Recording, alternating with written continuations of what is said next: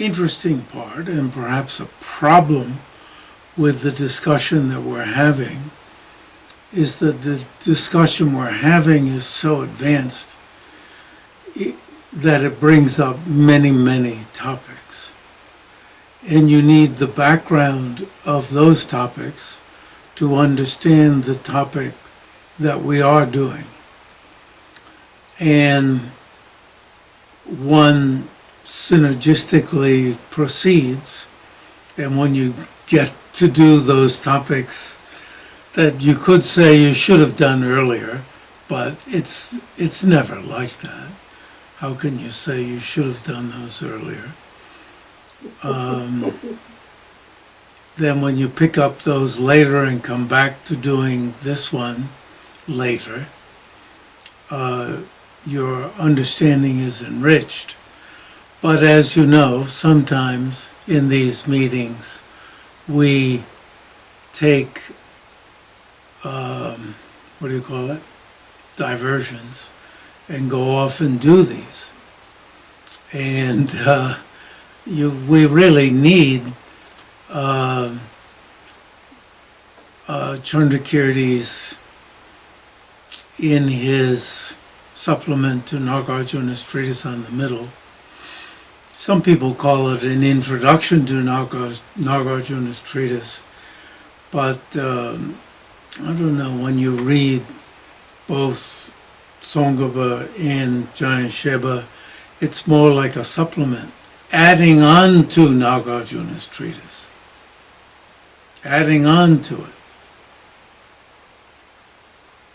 Something that you need. An introduction can be like that.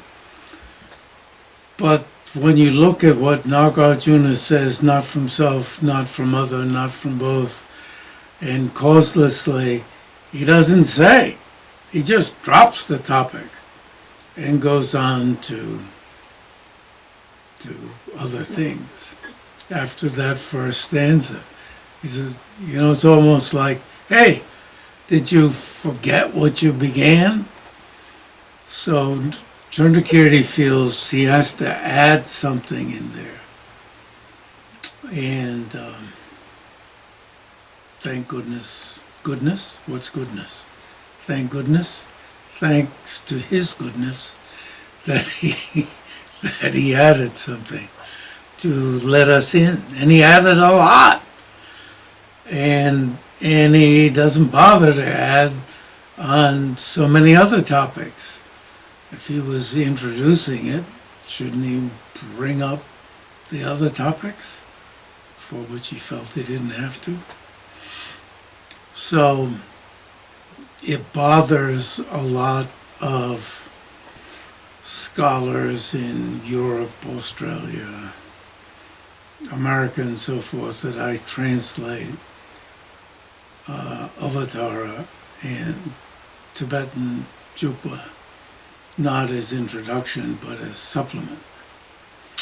And when you read Tsong-kha-pa, when you read Giant Sheba and so forth, at least when I do, I find good reason to translate it as supplement. But anyway, whether it's supplement or introduction, I don't get lathered up about the topic,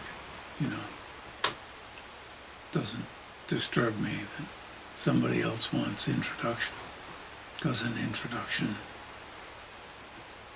can look on as a supplement, supplementary introduction, introductory supplement, helps you get at the topic. So now,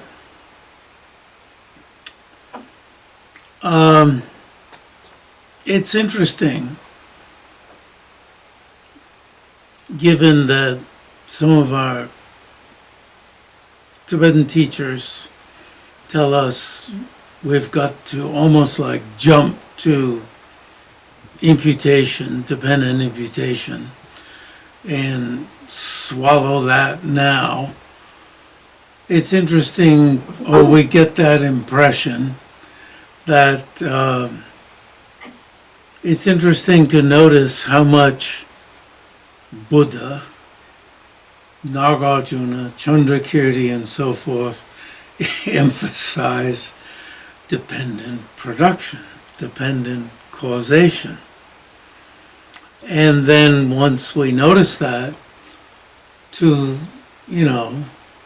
set that up, there's really a lot of emphasis on that. And they seem to be, we even begin thinking, even someone like me begins thinking, they draw all the meaning out of that.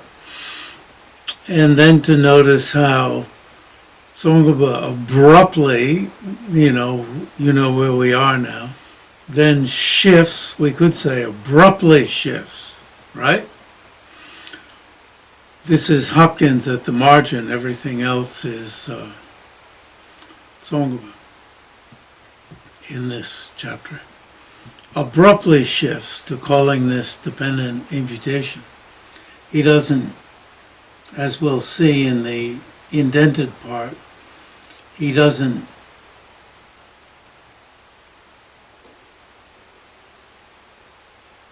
step by step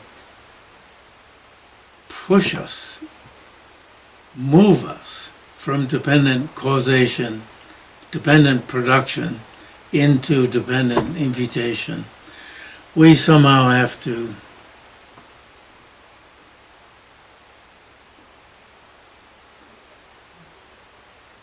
divine it. It's troublesome, isn't it? It's like, Tsong-kha-pa then abruptly shifts to calling this, really I should have said abruptly, dependent imputation, which is imputation or designation and dependence upon parts. See? Parts. Now isn't that interesting how the easy type of imputation is the one that Tsong-kha-pa brings up. Look at the quote. Look at the quote. The easy one. Not imputation in dependence upon conceptual thought.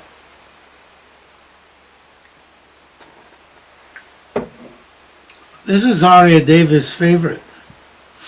Independence upon parts, components. It's beautiful. It's tremendously evocative. And instead, our Lama friends want us to immediately think about imputational thought. Dokje ki dokpa. Dokje ki dokpa. Dokje is low. Dokpa is high. Dokje ki dokpa. Imputational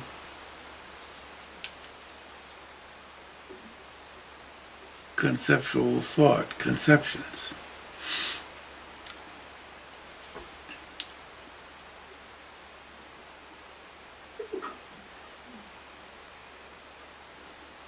Because we say, right, we want to fight back and say, well, at least the collection of the parts is the thing.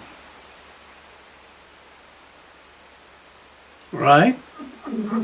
If the collection of the parts isn't the thing, what the hell is the thing?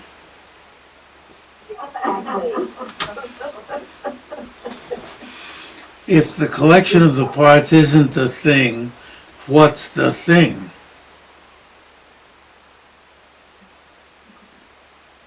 And so we, Gelupas say, when we remember imputation in dependence upon the collection of the parts.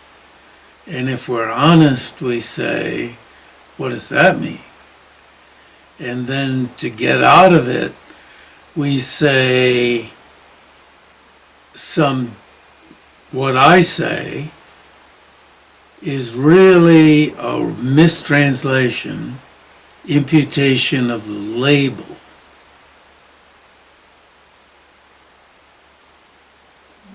Is so popular. Oh, that's easy. Imputation of the label. That means imputation of the name. Anyone can understand that, right? The name isn't the thing. And even people say, oh, you can understand that. Oh, then we're all liberated.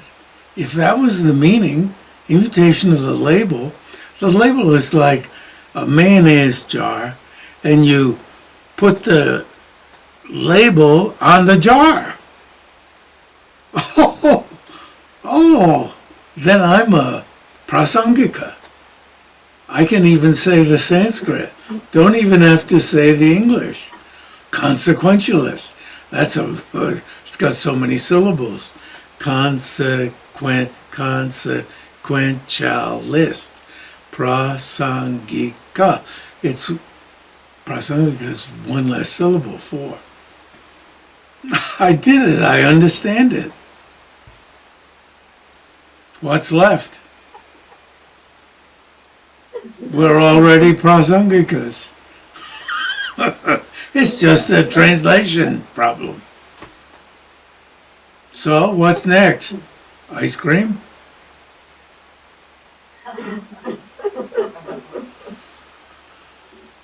But it turns out it's imputation of the object.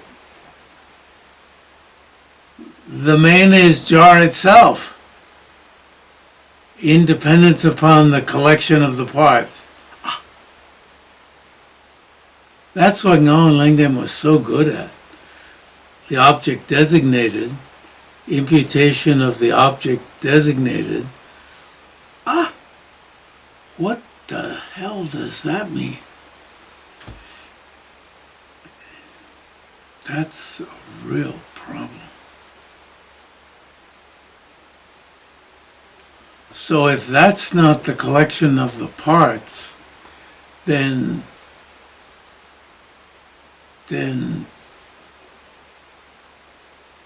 you're all nihilists. You, Gelupas. You're all nihilists.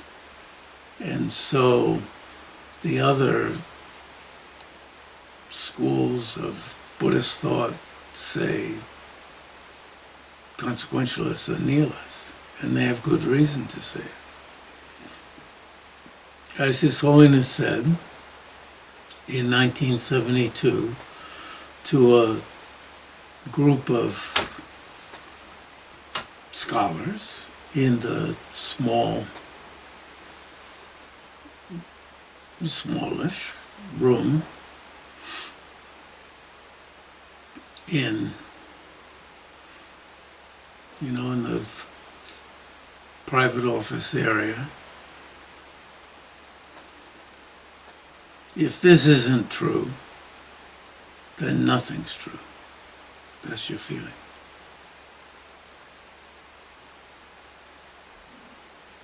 When you get a sense of what inherent existence is, you feel if this isn't true, nothing's true.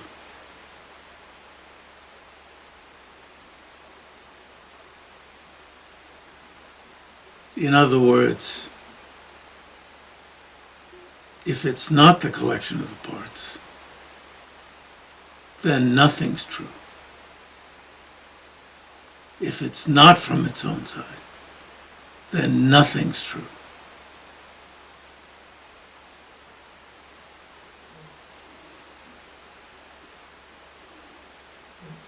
If so-and-so political leader is not a shit,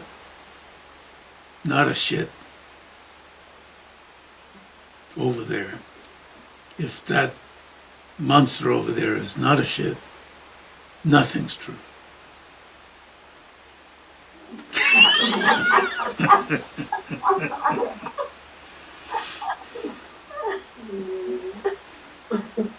If that shit hasn't ruined everything, just about everything,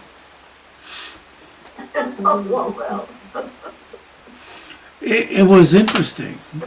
In India, I'd hear people say, he's really done a good thing for Ladakh. He's just done it the wrong way.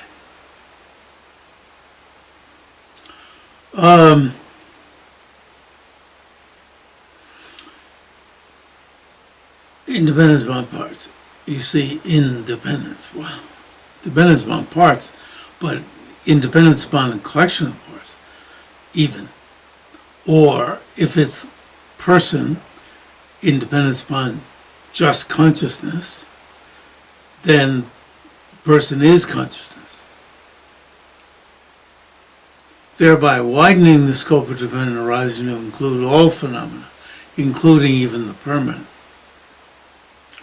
Through this move, this is Hopkins, rewording it, setting it up, making sure you notice what's going on in the next section.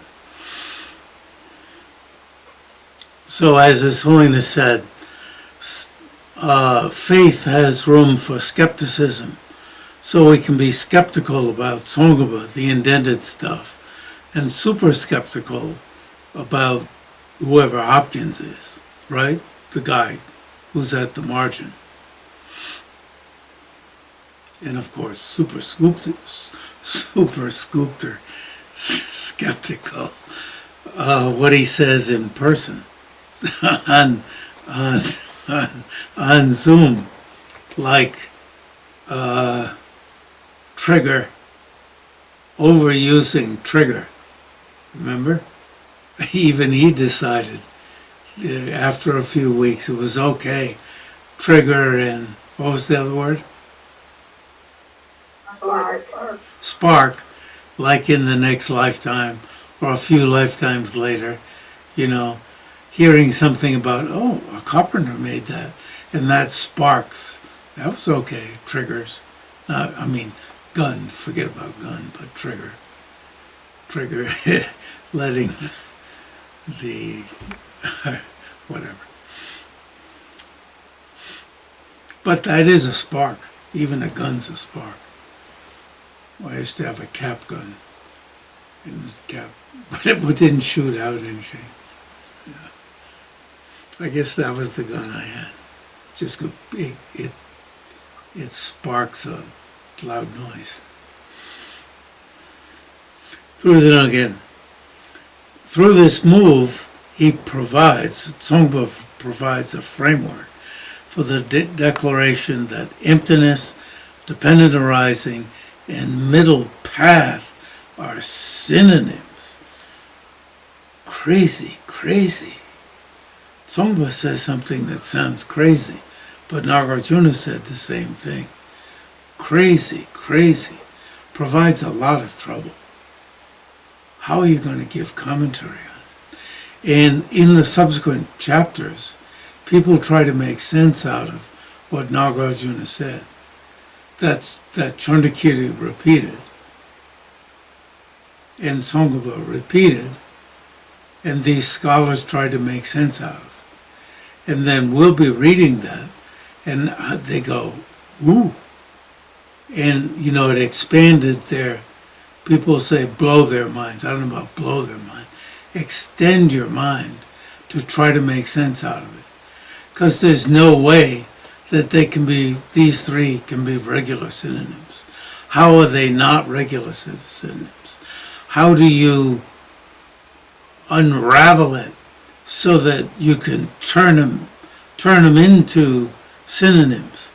Well, the word synonym here, I went to the online dictionary, but it didn't, I'm showing off. Didn't tell me anything. Already know, but I'm just showing off. But I enjoyed the online, and use a lot the online dictionary. I'm just showing off because it so often helps me.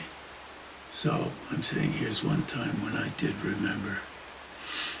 It's a formats, different ways of laying it out.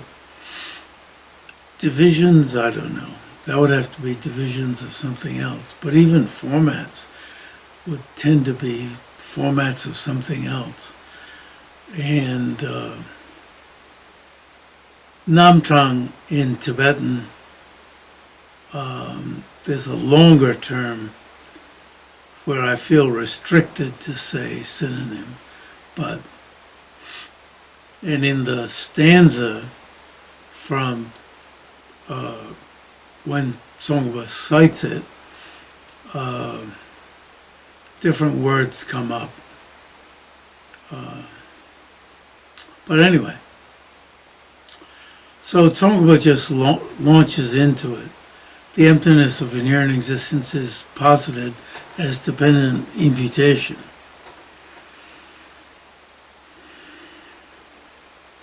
A chariot is imputed in dependence upon the components of a chariot.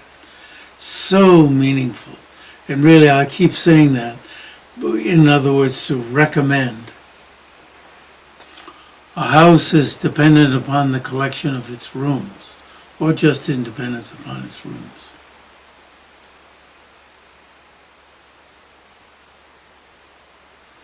And I recommend, wherever you are. I gave a couple people a year's meditation to spend on that. Wherever you are, whatever you're looking at, whatever you're experiencing, whether it's moments of pleasure, moments of pain, of the bricks in that chimney, of the chimney, give a guess how many bricks there are. The chimney's posited in dependence upon 200 bricks.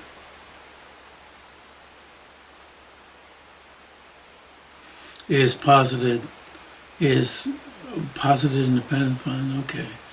Is imputed in dependence upon the, there's a collection of bricks, think of things in those terms. Chimney, 200 bricks. Just separating the basis of designation and the object designated. Object designated, chimney. This portion of the chimney even. Just don't get too involved with the whole, I didn't see the whole chimney, and, giving yourself all sorts of outs. And those three paintings. Those three. 1, 2, 3. Base of designation is the three paintings. Object designated is the three paintings. The triad of paintings. You get pissed off after a while.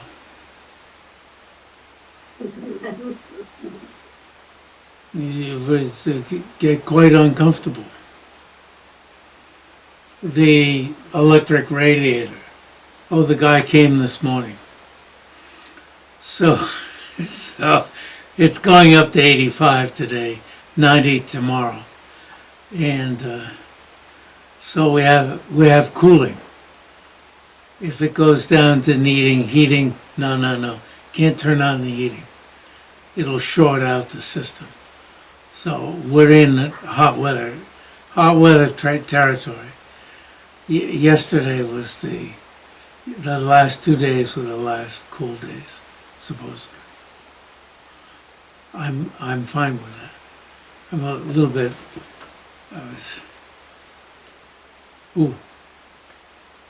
I'm not showing off my hairy chest. There's another layer here, I think. I talked to Karam Short this morning. He called me 2 days ago because I mistook that he had called me. So I answered back, hello. It was the Goman Kemo, which was a mistake. I misread an old call from him.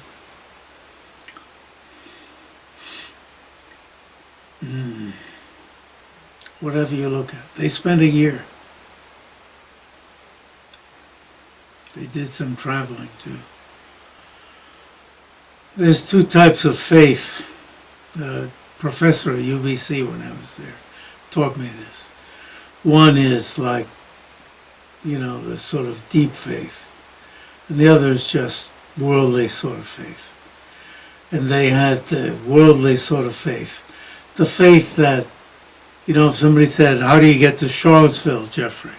Well, you go out to the end of Harris Mountain Lane, which is a gravel road that 4 families share. It's a dead end. There's 2 more after me and 2 more before me.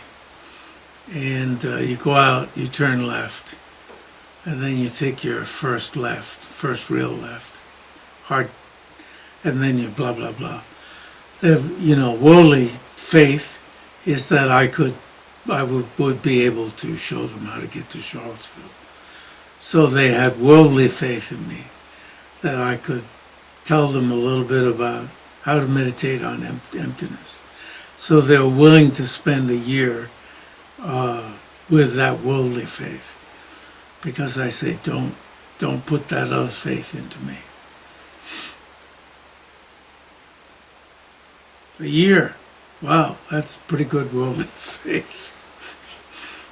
Do you think somebody would be willing to spend a year following my instructions, attempting to follow them on how to get to Charlottesville? No, I don't think they should on how to get to Charlottesville. But they did. It really worked. That's very helpful to them. I was impressed. They came back after a year and said, now what shall we do? So I told them. Anyway. Yeah. Anyway, how did I get into this? Okay. It's dependent upon the components. Components here is yana, branches, limbs.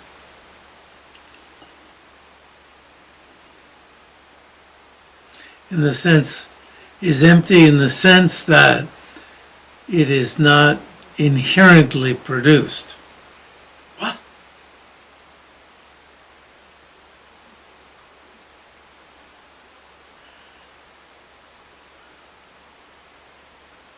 He said, dependent imputation. And then he took dependent imputation. He made that, look how he takes it into dependent imputation, suddenly. And then in dependence upon components, and then he said imputed independence upon imputed independence upon his components is empty in the sense that it is not inherently produced. Almost as if inherently produced is deeper than,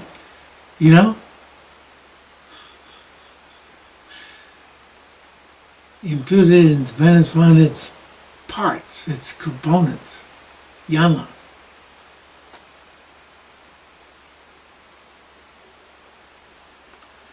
Since this emptiness, the absence of being inherently produced, has abandoned all extremes. You see,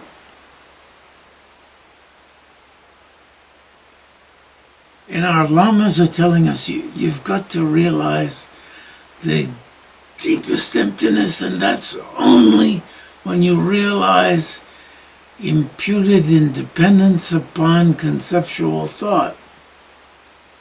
Imputed independence upon it being imputed by conceptual thought. By. Yeah. You don't have to have independence upon. Has it been in all streams of existence and non-existence? It is the middle. And the middle path. And then it says the trail. Now what I added in the note, trail, the word for trail in Tibetan means tracks, and I added that in the note. Tracks means, when a person walks in snow, there are tracks. And when enough people walk in grass, hay, any sorts of trackable, you know, where you leave tracks, anything you leave tracks in, mud, you know, soil, those are tracks. Shul means tracks. So trail there means, a trail is tracks left behind. And in fact, out here in the country, most roads are trails. Those trails are tracks left by animals.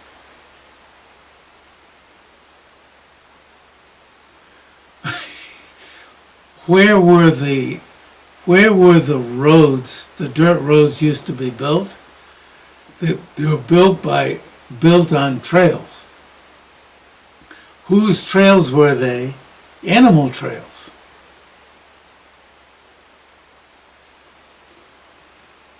Because, you know, the animals found their way, you know, the easier ways to go.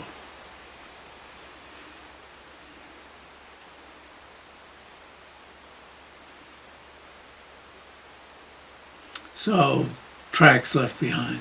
So that's why the tracks left behind, the tracks traveled by proponents of the middle. There's really a very substantial metaphor here. The tracks traveled. So trail, if trail isn't substantial enough, then, you know, in your mind, change it to tracks.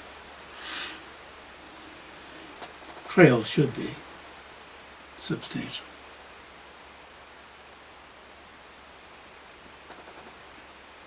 It's very interesting, Tsong-kha-pa's literal, the way his mind went there. But Nagarjuna's basic statement, not about but, in this way, Nagarjuna's refutation objection says that those three, emptiness, dependent arising, and middle path. So you understand path as tracks.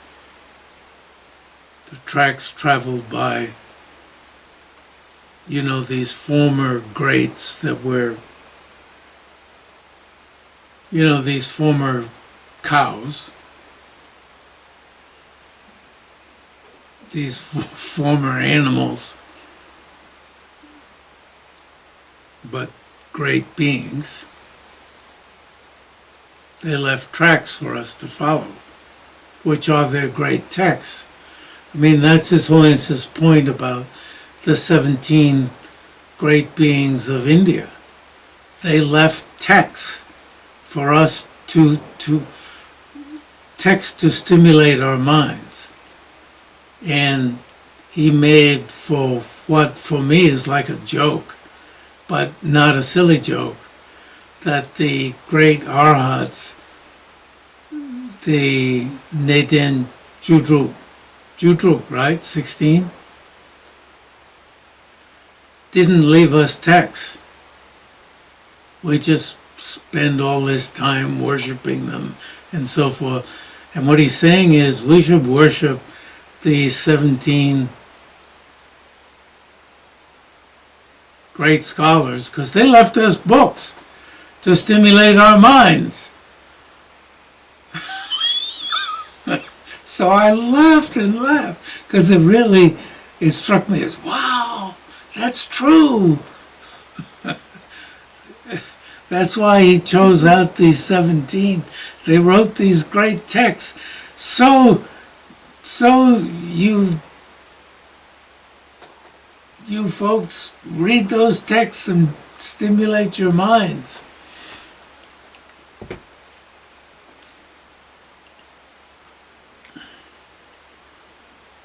It really tickled my mind that he put it that way. Supreme I had a lot of fun retranslating these lines. Supreme by speaking of emptiness, dependent arising, and the middle path as having the same meaning. You could, if you were supreme by speaking of emptiness, dependent arising, and the middle path as having the same meaning, to the unequal Buddha, homage. If you were doing opera, you would start maybe with a low voice, and raise it, raise it, raise it, and finished to the unequal Buddha, homage. You see? Why? Because of being supreme. Why? By way of speaking of emptiness, dependent arising in the middle path, as having the same meaning. Wow! And it's a puzzle. And we're going to be reading about this, how these great beings, how is emptiness and dependent arising synonymous? And middle path, what does that mean? The middle tracks. Oh. And so I got into, from the commentary, how it had to be translated in the order in which it was written. Then, the wise realize phenomena as dependent arisings. They also rely on extreme views. They know phenomena as having causes. Look at what he cites. They know phenomena as having causes and conditions. Look at what he cites. Tsong-kha-pa. There are all sorts of sutra quotes. Chandrakirti, in the second chapter of his Clear Words, has quotes at the end of the chapter that talk about imputation. There are no phenomena that are without causes and conditions.